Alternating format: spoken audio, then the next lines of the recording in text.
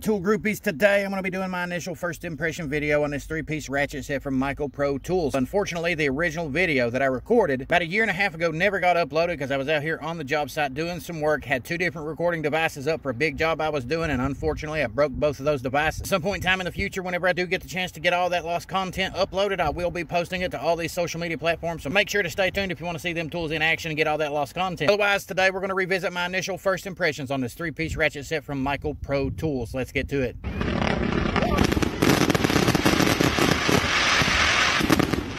As far as some of the specifications go, I will post that stuff here on screen. That way we ain't got to run through 1,000 different things talking about all the basics. Down to it, this is a 3-piece ratchet set from Micro-Pro Tools. It is all quick release design. Makes this the core line of ratchets from Micro-Pro Tools. I don't care what name brands out here in the world, every tool company has a core line of ratchets, and most of those ratchets are a quick release ratchet set. Simply because this is the most commonly used type of ratchet in the world, bar none. I know there's going to be a lot of mechanics and technicians out here in a variety of different trades that's going to prefer using different types of ratchets this day and age, but whenever it comes down to it, this is your most basic type of ratchet. Most people still use these types of ratchets today because it gets all the work done that you need to get done. About 85% of all the work done around the world is going to be basic routine maintenance repairs, regardless whether you're a mechanic, a maintenance technician, HVAC guy, appliance guy, all engine, boat guy, whatever it is that you're in. Whether you're a do-it-yourselfer or a professional, most of the work you're going to do isn't going to take a ton of different specialty tools. It's going to take a little 3-piece ratchet set like this one right here. At some point in the time in the near future, we will be doing a side-by-side comparison video up against other ratchets. We're not going to be doing that here today, but I do want to point out a few things. What's to buy this 1/2-inch drive quick release ratchet from Gear Wrench, you might be paying about $30 for it. Costs you about $25 for the 3/8 drive, and another $15 to $18 for a 1/4-inch drive. So altogether, if you was to factor in the price point of buying individual ratchets, you're looking at about $70 of investment, regardless of whatever name brand you're going to be looking at. Whether it's Craftsman, Gear Wrench, Duralast, Pittsburgh Professional, it's all going to run you quite a bit of money. 3-piece ratchet set right here, you can buy them all at once, plus they come in a nice foam case. Storage tray, you can stick it right here in your toolbox like I do with these. Nice and organized, you can reach over and grab them whenever you want to. You got this little storage area right here. You're working on certain things, you got parts you want to put in there, you can. You got universal joints, something like that, you can drop them in there too. Need to take them on the go, you can pick them up and take them on the go. These little dips right here, so you can easily reach in here and grab these ratchets, pull them out to use them. What you're looking at is manufactured in Taiwan, fully polished chrome vanadium alloy steel, mirror polished chrome finish. I've looked over these from one end to the other, and I'm gonna tell you right now, the fit, finish, symmetry, the whole 9 yards on these are great.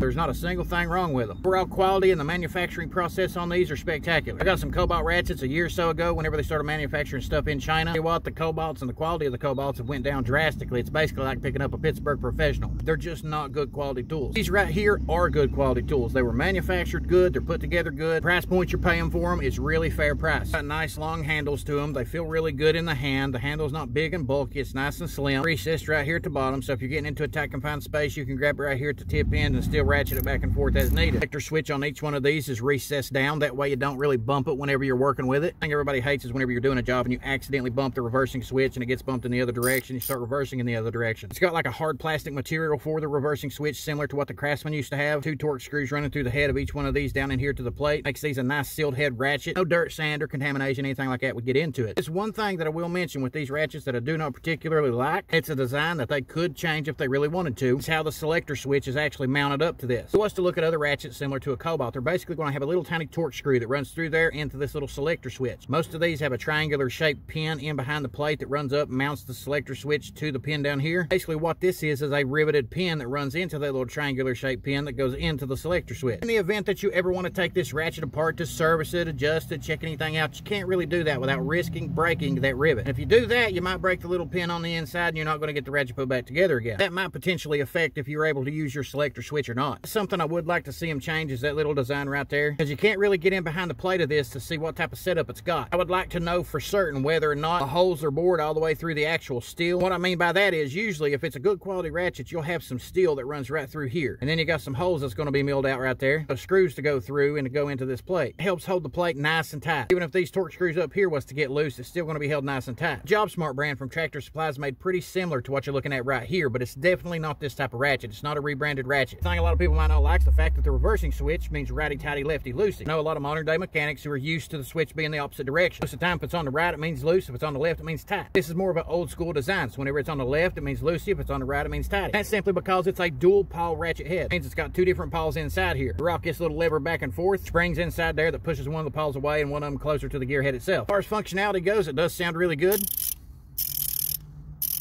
It operates smooth, functions smooth. Each one of these ratchets are built that way. Michael Pro name laser etched into the body so you can identify the ratchet. Sealed head 90-tooth design, so you're going to get some pretty good arc swing out of these. The heads are not thick and bulky. They're definitely smaller than what a Cobalt would be. It's actually pretty similar to what the gear wrench is right here. This is definitely a well-built tool. I think it's pretty well precision made. Like I said, fit, finish, symmetry, the whole 9 yards is good on these.